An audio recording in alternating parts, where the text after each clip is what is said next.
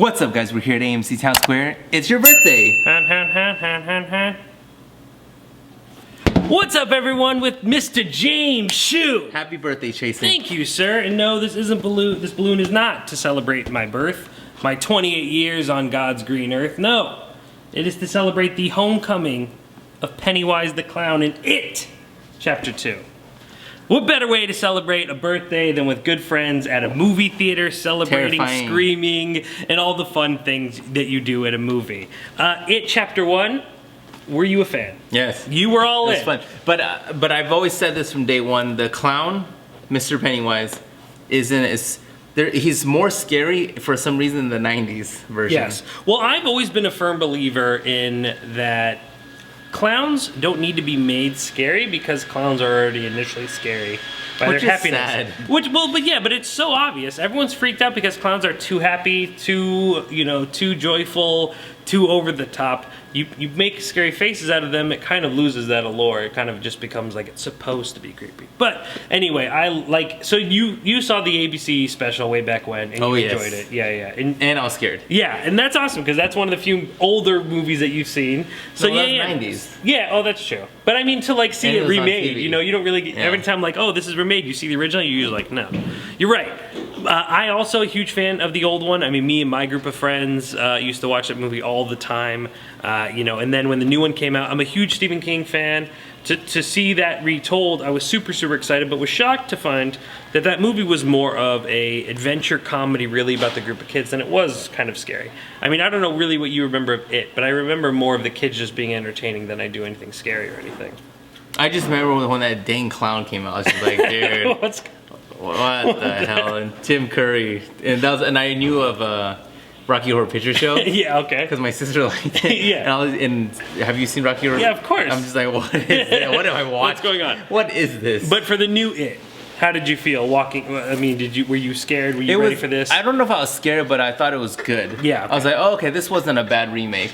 Yeah, it no. wasn't. But they went in a different direction, yes. for sure. But now, Chapter 2, it was really cool to see people talk about and theorize who they thought the Losers Club would grow up to be, and how many of them actually became to be. Specifically the Jessica Chastain one was the #1 thing. You know who should be? Because it was supposed to be I was about to call him Donnie Darko. It was supposed to be Gyllenhaal, but they cast McAvoy, which I'm not mad at. And then the other ones I all thought were really well cast too. So everyone kind of worked out. Which one were you going to say? Bill Hader? Were you going to talk about Bill Hader? No, go ahead. Okay, so Bill Hader obviously kind of being one of the bigger stars beyond, James McAvoy and Jessica Chastain, and obviously someone from SNL, mostly doing comedies. It's a bit different from him, but he played a really funny character, so I'm excited to see how that all worked out. Anyway, It Chapter 2. Okay, so I had to pick up my friend from the airport. Yes, you bailed. Like literally when the movie started. Sure, Shue. You was scared. Yeah, I was actually. I don't blame I was you. like in the corner, like. Is this a movie that I should watch this weekend after I get back in town? Yeah, absolutely. I think especially if you like that first one, you definitely want to go through the concluding chapter. But I will say that I think that this movie did make some decisions that probably weren't best for the overall telling of it. I think the most alarming thing, and I think one of the most in-your-face things about this movie, is that it feels like it stands on its own really well. Almost to the point where you go, I don't know how important that first one is. I mean, of course it is because it introduces us to our characters, it establishes their kind of ideology, it introduces the It character, but when push comes to shove, everything that you really need to know really kind of takes place in this movie because this movie does a bunch of flashbacks. The old ABC special, if you remember, the first half was when they were kids, the second half they were growing up. Well, technically in the very, very beginning they were growing up and they looked back and then we went into that. Jonathan Brandis. Yes. Before he committed suicide. Yes, awesome. And there's opportunity here to really kind of focus in on the scary, terrifying parts of it. And I thought because we focused on the kids' adventure in that first half, we're going to get really dark and kind of scary here. And the movie essentially brings us back to that same situation. We kind of go back to Derry, and while we are adults now looking at younger selves, we go through all of these situations of them as kids again. And it just kind of feels this time around like we want to get to the other stuff. while I found everything that were going on really cool, and I found some of these scary sequences. So essentially, as these kids are reuniting, as the Losers Club is coming back together, they need to retrieve a token of that from that summer 27 years ago in order to help fight it. And each of them have to go on a path to revisit something from their childhood and then summon up a token of some sort.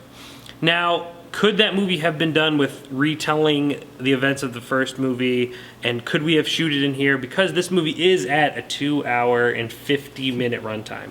So if you look at this movie at a 2-hour and 50 runtime, no, you need at least an hour of the first movie, which is only an hour and 47 minutes, to kind of really establish a lot. But there is some stuff here you could cut. So for me, it just felt like we were getting a retelling of it rather than a continuous telling. While we were picking up where we left off, especially in the beginning, I loved that. I love the Losers Club. I think the one thing that this movie, in both Part 1 and Part 2 did, was made a group of people that I really cared about. Now, this time round, it might have been a little bit different, only on the basis because I, here, on my birthday, was surrounded by friends and family, a bunch of people that I care about, and, if you will, my own version of the Losers group. I had a good group of friends growing up that since 4th grade we've all still remained friends. I'm now turning 28, and I got to sit here and watch a movie with all of them that really kind of looked back at the idea that we have our friends forever. So for me it was a little bit of an emotional tug, and I'm already like, man, I'm already here, I feel very connected to these characters. You know, this movie talks about growing up and forgetting where you come from and all these really great things. So for me, that part of the movie works, and I think that really is all channeled through Bill Hader. The one thing everyone seems to be talking about this movie is Bill Hader, the old SNL star. Like I was saying earlier, he does all the comedies. He's done a few dramas, and I mean, he's definitely shown his presence in Hollywood. But no one was ready for what he could do with this character. I thought he was one of the funniest kids from they had the actor from Stranger Things play him in Part 1. How do you bring that character to life in Part 2 and keep him as charismatic and funny? And they got Bill Hader to do it, who not only plays the kind of comedic relief, but he also plays the heartbeat of the film. He plays the moral compass. He's the character that has to go through so much. Problem is that this movie is so ambitious that it tries to do a little bit too much. There is an element, and here we go, because unfortunately this week, being as hectic as it was, getting ready for this week, I did not get to rewatch the old CBS special or revisit the book. And for me, a lot of what actually happens in the stories or in which movies CBS kind of carry over. ABC. So for me, a lot of it was just more of I had issues because so many doors were opened up in the movie. There's so many aspects of these characters and these circumstances that are brought to our attention that never feel really revisited.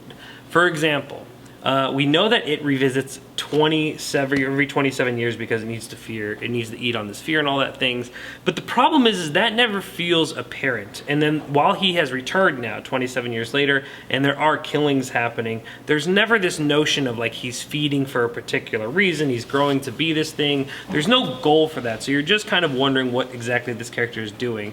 Now, one thing I do like about movies like this in particular is we don't get this long drawn out origin of how all this happened and why this happens. It's just this circumstance. But we are told and we're given so much information that we expect this information to kind of come full circle later or somehow be brought together to give us this big aha moment, and that never really happens. So the ending is just kind of like, well, this is going to happen now, and then we're going to find out what we need to do, and then this is going to happen, and you need to find out. We talked about this with Don't Let Go. You have to kind of establish rules. And, at the end, it just feels like we're just kind of going along with it. And for me, that was kind of probably the biggest bummer.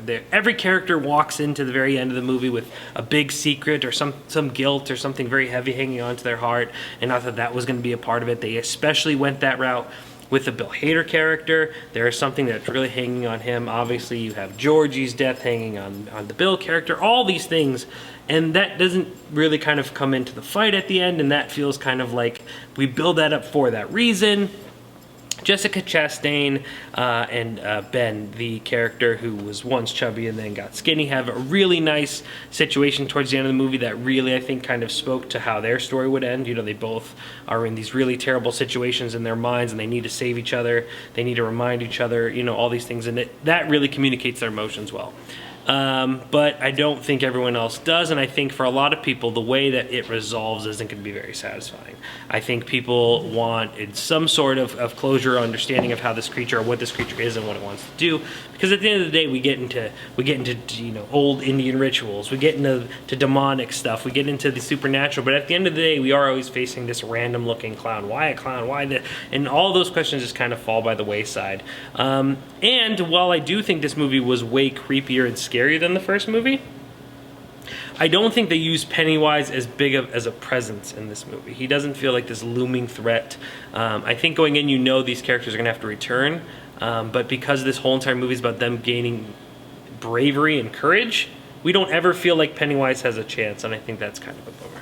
Bastards. Yeah. But overall a solid movie. I don't think people will hate it. I think the time asks a lot of people, and I think that might hurt them. Sounds like a 2 out of 4, 2.5 out of 4. Yeah, I would probably say a 2.5 out of 4. I don't think I was mad at it. I think the first one was probably something I'll remember liking more because it was shorter, it was more concise, it had, all that heart. This movie felt like it was trying to just do so many things that it kind of tripped on its toes, and I don't think it's going to make Pennywise the icon that the old ABC special did. Dang.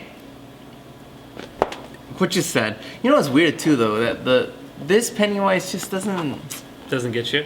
There was some really creepy stuff in the movie. Okay. And what he could turn into and what he could evolve into. Very, very cool. I'm talking stuff. about just clown. Yeah, no. The clown just doesn't. Clown Pennywise didn't do it for me. Yeah, it just doesn't. His voice is where his real is. Because Tim Curry was just more like this, there wasn't much there. Where he is definitely exploring with facial features, he's exploring with his voice, but the costumes, everything like that, to me wasn't really like, But overall, and one other thing before. The Stephen King cameo. There's a huge Stephen King scene in the movie. He plays this character that talks and has lines.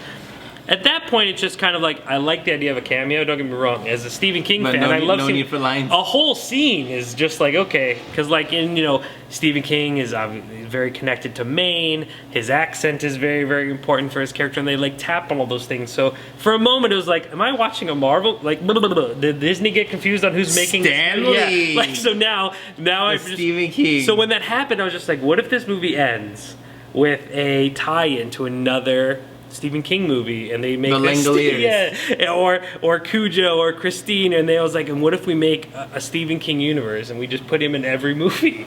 I'm down for that. I'm here. But anyway, it is still a good time. Come scream with your friends and family like I did. It was the best way to celebrate my birthday. I can't thank you enough. I can't thank Mr. Kent Wong enough. Everybody who came out, I love you guys. I appreciate you guys all being here. To my losers club, I will always love you guys, and I'm glad that I had you guys growing up, and that we're still friends this long. That's awesome. 20 years. Fourth grade? Yeah. So this felt like a perfect culmination of everything. Yeah. All right. Well, guess what? We'll be back again in 7 to... Sorry, almost flew away. Jesus. Yes. For The Hustlers. I am so excited, dog. Are you? For many reasons. Hey, he's here. We're going to be here. J-Lo. That's all you got to say. But let's be real, though.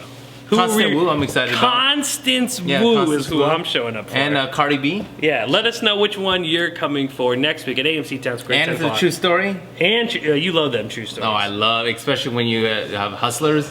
And it's called Hustlers. Choose all over it. Texas got to get tickets at 702-348-5618. Or comment below. Let us know. Absolutely. Give me a good time. ChaseCinema.com known as the Film Lovers website.